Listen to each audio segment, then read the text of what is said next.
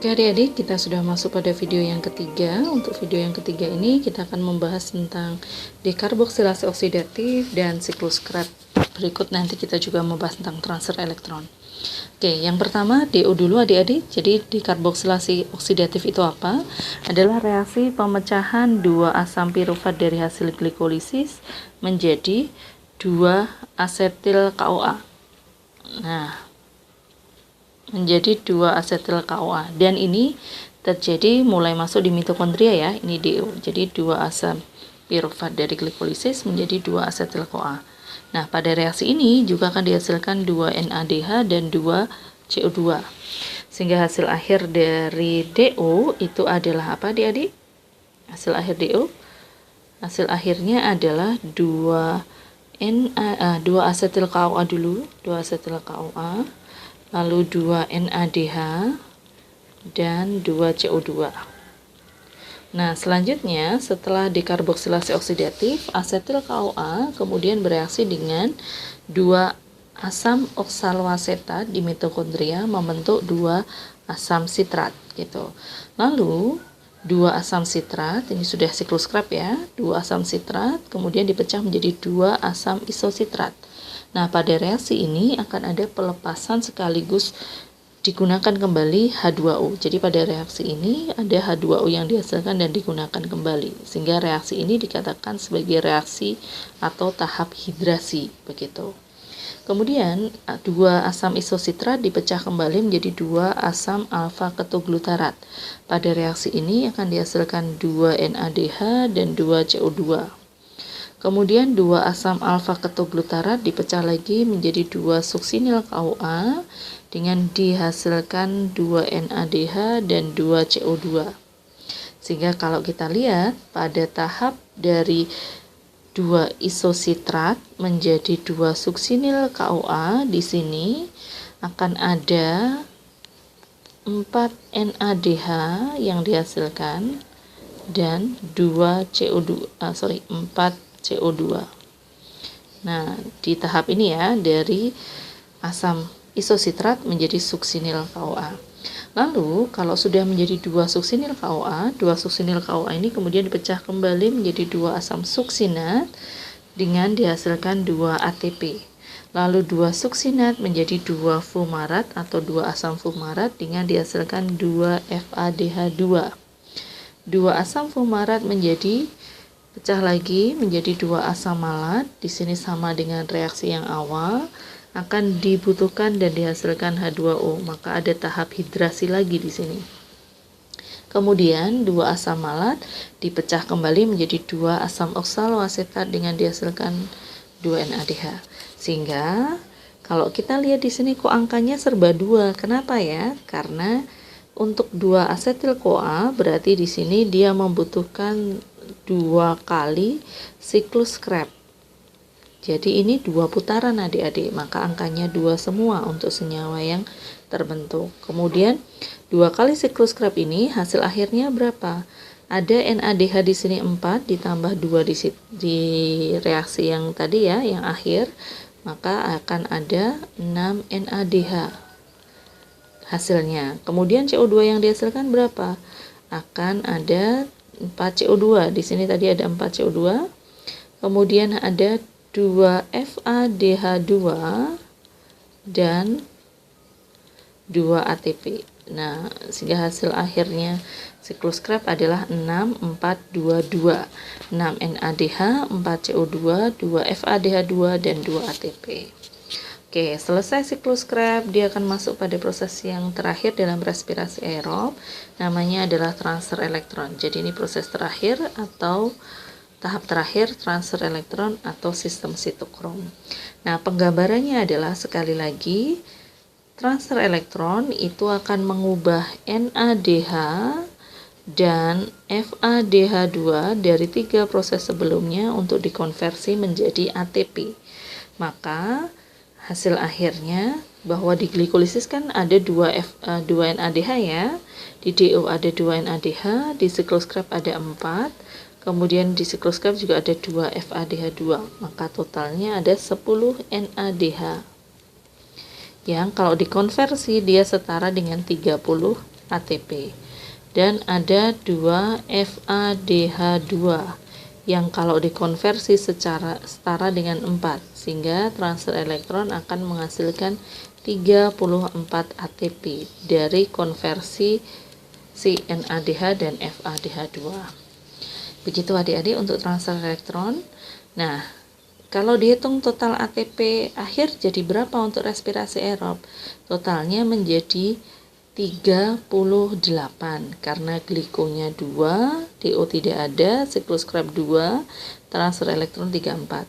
Tetapi dari 38 bersihnya hanya 36. Kenapa seperti itu? Karena 2 ATP itu akan digunakan untuk respirasi kembali. Jadi tadi transfer elektron kan terakhir ada di kristal ya adik-adik. Jadi ini kan transfer elektron di kristal. Padahal proses respirasi lagi itu harus terjadi di sitoplasma. Ini kan di sitoplasma. Sehingga untuk elektron itu berpindah atau energi itu berpindah dari kristal ke sitoplasma, dia ngurangin 2 ATP, maka energi bersihnya hanya 36. Nah, itu adik-adik untuk respirasi aerob. Nah, selanjutnya kita masuk untuk respirasi anaerob. Nah, untuk respirasi anaerob dikatakan anaerob karena dia tidak melibatkan oksigen, tidak membutuhkan oksigen. Maka reaksinya disebut sebagai reaksi reduksi glukosa kalau dia bahannya glukosa gitu ya. Kenapa reduksi? Karena tidak butuh oksigen dan terjadinya di dalam sitoplasma gitu. Contoh respirasi ini adalah fermentasi alkohol maupun fermentasi asam laktat. Kalau asam laktat bisa terjadi di sel otot kita, tetapi kalau fermentasi alkohol itu terjadi di sel ragi atau Saccharomyces. Contoh adik-adik, kita bahas yang manusia dulu ya. Inilah adalah fermentasi asam laktat. Diawali dari glukosa yang masuk di sitoplasma, kemudian dia akan dipecah menjadi 2 asam pirufat. Nah, reaksi ini adalah reaksi glikolisis. Jadi reaksi fermentasi itu melibatkan reaksi glikolisis. Nah, tentu kalian masih ingat adik-adik. Di sini akan dihasilkan 2 ATP dan 2 NADH. Tetapi NADH-nya ini kalau di dalam fermentasi akan digunakan kembali. Untuk apa? Untuk memecah asam pirufat menjadi asam laktat. Gitu ya. Jadi kenapa ini 2 NADH-nya ditanda panah bolak-balik lagi, muter begitu? Karena NADH ini diperlukan untuk membentuk 2 asam laktat. Sehingga ketika ditanya, oh berarti fermentasi asam laktat hasilnya apa saja? Hasilnya adalah 2 asam laktat, ya kan? Lalu 2 ATP dan 2 NAD+. Bukan NADH, karena NADH-nya kan digunakan kembali gitu ya. Itu untuk fermentasi asam laktat. Kalau untuk fermentasi alkohol, bahannya sama, dari glukosa dipecah menjadi asam pirufat melalui glikolisis juga. Di sini dihasilkan 2 ATP dan 2 NADH. Hanya setelah asam pirufat dia ada proses antara dulu adik-adik, ada reaksi pembentukan asetaldehid sehingga dihasilkan 2 CO2. Nah, reaksi ini yang tidak ada di dalam fermentasi asam laktat. Reaksi ini disebut dengan dekarboksilasi reduktif. Dekarboksilasi reduktif. Kenapa bukan oksidatif? Karena reaksinya anaerob, maka reduktif. Kemudian asetaldehidnya baru diuraikan menjadi etanol. Nah, asetaldehid menjadi etanol ini dia membutuhkan 2 NADH dari hasil glikolisis. Sehingga untuk fermentasi alkohol hasilnya adalah 2 etanol atau alkohol, kemudian 2 ATP, lalu 2 CO2 dan 2 NAD+ gitu. Oke. Nah, kalau kita bandingkan adik-adik, perbandingannya begini. Fermentasi asam laktat itu ini hasilnya. Fermentasi alkohol ini hasilnya. Nah, perbedaan utama di mana hasil itu? Kalau di alkohol ada CO2-nya, kalau di asam laktat tidak ada CO2-nya. Kenapa? Karena di fermentasi alkohol ditambah ada reaksi namanya dekarboksilasi silasi apa tadi? Reduktif, maka ada CO2-nya. Oke, begitu adik-adik untuk materi respirasi anaerob. Nah, selanjutnya tambahan sedikit adalah tentang materi metabolisme karbohidrat, protein, dan lemak. Jadi metabolisme makanan ya. Kalau yang tadi kita bahas itu adalah metabolisme karbohidrat, baik itu sifatnya aerob maupun anaerob. Nah, bagaimana kalau kemudian itu protein? Metabolismenya diawali dari protein yang masuk ya di dalam sel, itu akan dipecah menjadi asam amino dulu. Nah, kalau sudah dipecah menjadi asam amino, dia akan mengalami proses deaminasi. Deaminasi ini ada dua hasil. Yang pertama akan dilepaskan gugus amin atau NH2. Nah, NH2 ini nanti akan masuk ke dalam siklus urea. Kalau kalian masih ingat, di dalam ekskresi kita pernah membahas siklus urea yang terjadi di hati. Nanti hasil akhirnya urea yang dibuang bersama urin. Nah, itu bahannya dari sini, NH2 atau NH3-nya. Kemudian kerangka karbonnya itu akan masuk ke glukosa, pembentukan gula sederhana atau glukosa. Artinya, berarti protein itu bisa diubah menjadi gula, asal dia melalui proses pemecahan asam amino menjadi kerangka karbon, dan kerangka karbonnya baru masuk ke glukosa. Nah, kemudian kalau itu asam amino itu kan banyak ya adik-adik jenisnya.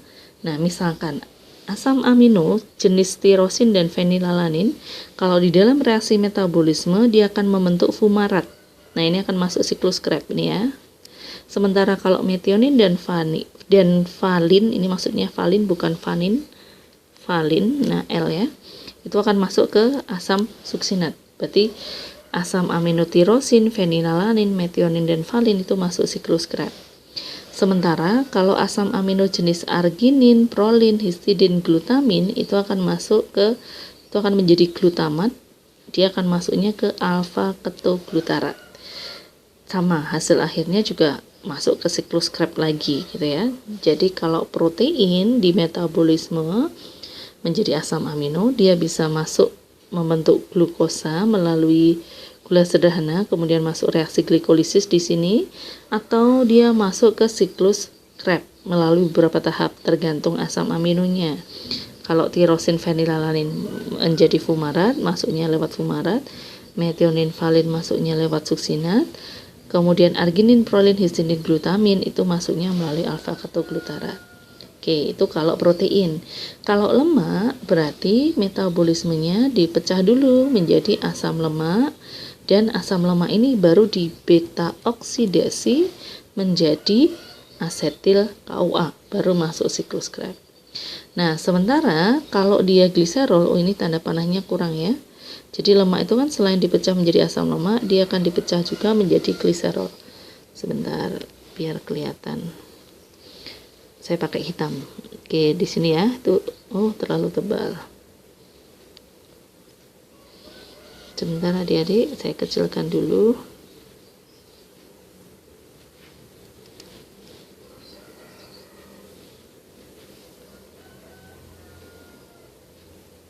Nah, oke, jadi ini gliserol ya. Jadi selain asam lemak ada gliserol.